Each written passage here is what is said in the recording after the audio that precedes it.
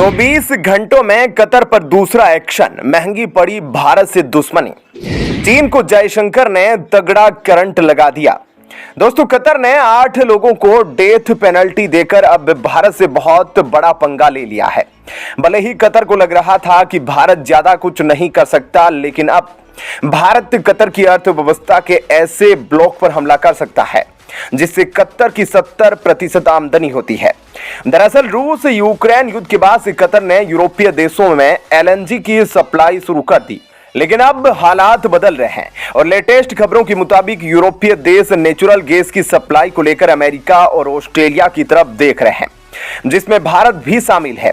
अब तक भारत अपनी जरूरत की 40% नेचुरल गैस कतर से इंपोर्ट करता आया है और अब तक $7 अरब से भी ज्यादा का नेचुरल गैस भारत कतर से आयात कर चुका है, जिसका मतलब यह है कि कतर भारत के नेचुरल गैस का बड़ा सप्लायर है। लेकिन अब दुनिया भर में नेचुरल गैस के लिए काफी सारे विकल्प मौजूद हैं। ऑस्ट्रेलिया से लेकर अमेरिका तक भारत किसी से भी नेचुरल गैस की सप्लाई ले सकता है और इसी वजह से अब कतर को डर लगने लगा है, क्योंकि कतर यह बात अच्छे से जानता है भारत जब चाहे तब अपने नेचुरल गैस की सप्लाई कतर से बंद कर सकता है और दूसरे देशों की तरफ मुड़ सकता है।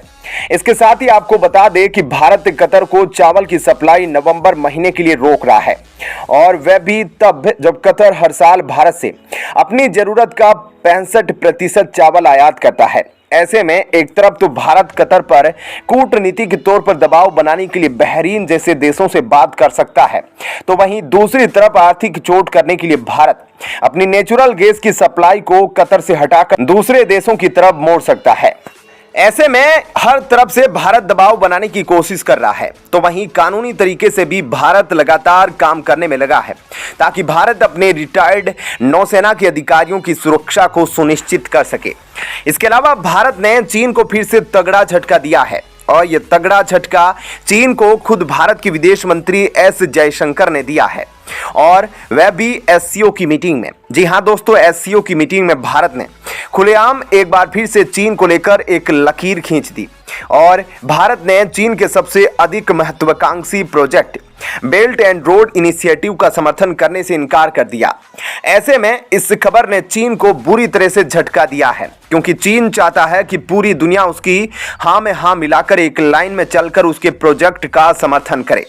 लेकिन भारत शुरुआत से ही इस प्रोजेक्ट का विरोध करता आया है, क्योंकि इस प्रोजेक्ट में चीन पाकिस्तान के साथ मिलकर पीओके से बीआरआई का रूट बना रहा है और इसको लेकर भारत ने हमेशा ही आपत्ति जताई और इस बार भी यही हुआ। एससीओ की मीटिंग के अंत में जब एक संयुक्त बयान में कहा गया कि अन्य देशों ने चीन के इस प्रोजेक्ट में अपने समर्थन की पुष्टि कर दी, तो वहीं भारत ने इसमें चीन का समर्थन नहीं किया।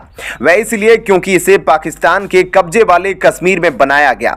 ऐसे में इस शिखर सम्मेलन के दौरान एस जयशंकर ने साफ तौर पर कह दिया कि एससीओ सदस्यों को अंतर्राष्ट्रीय कानून के सिद्धांतों का सख्ती से पालन करके, एक दूसरे की संप्रभुता और क्षेत्रीय अखंडता का सम्मान करके और आर्थिक सहयोग को बढ़ावा देकर क्षेत्र में स्थिरता और समृद्धि को बढ़ावा देने के लिए मिलकर काम करना चाहिए।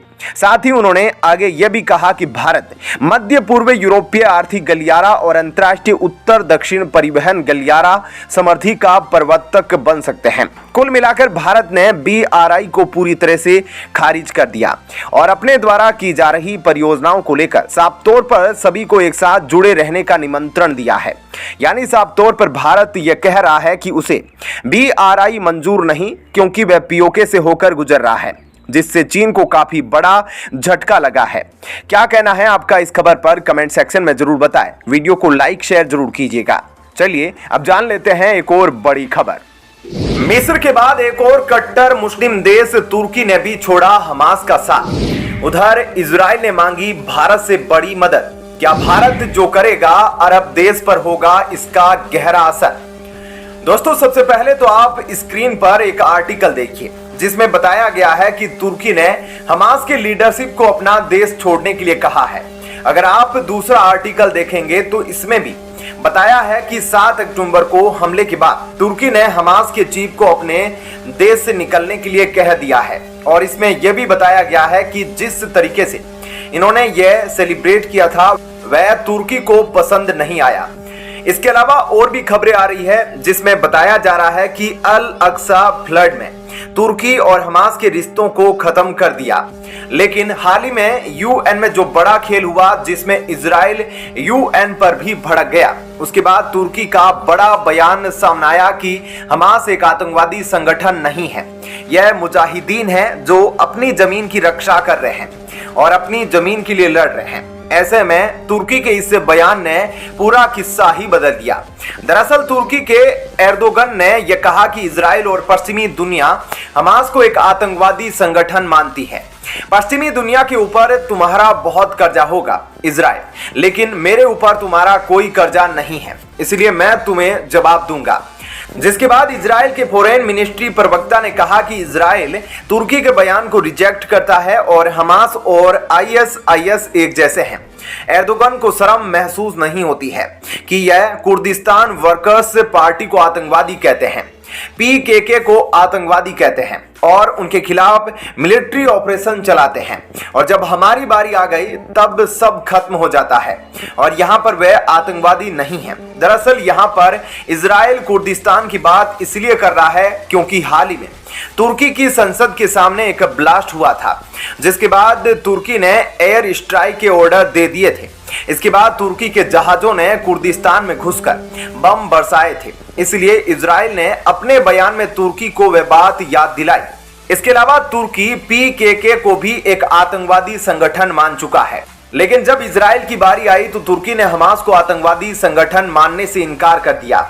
इसके बाद अब इजराइल ने भारत से बड़ी मदद मांगी है और भारत में जो इजराइल के राजदूत हैं उन्होंने कहा कि भारत ने हमें 100% सपोर्ट किया है हमास के खिलाफ। हमास ने जो कुछ किया उसे एक आतंकवादी घटना माना गया है, इसलिए हम भारत के अधिकारियों से बातचीत कर रहे हैं और हम भारत के द्वारा हमास को एक आतंकवादी संगठन घोषित करवाना चाहते हैं और हम इंतजार कर रहे हैं कि भारत क्या जवाब देता है।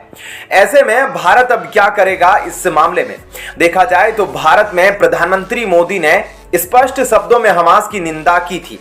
भारत के पीएम के बाद सऊदी के प्रिंस ने भी हमास के कामों की निंदा की थी, लेकिन यहां चीन और रूस अलग दिखाई दे रहे हैं क्योंकि दोनों में से किसी ने भी अभी तक हमास को आतंकवादी संगठन नहीं बोला है, और संगठन बोलना तो दूर की बात है, इन्होंने हमास के द्वारा किए गए कामों को भी गलत नहीं बोला अभी तक और ना ही सही बोला है, यानी उसके बारे में कोई कमेंट नहीं किया। ऐसे में यह सवाल उठता है कि भारत अब क्या कहता है, क्योंकि अगर भारत सपोर्ट करता है तो ऐसी बहुत सारी चीजें हैं जो कूटनीतिक रूप से भारत के लिए प्रॉब्लम खड़ा कर सकती है। मिडिल ईस्ट में ऐसे कई सारे देश हैं जो भारत के साथ कई प्रोजेक्ट कर रहे हैं।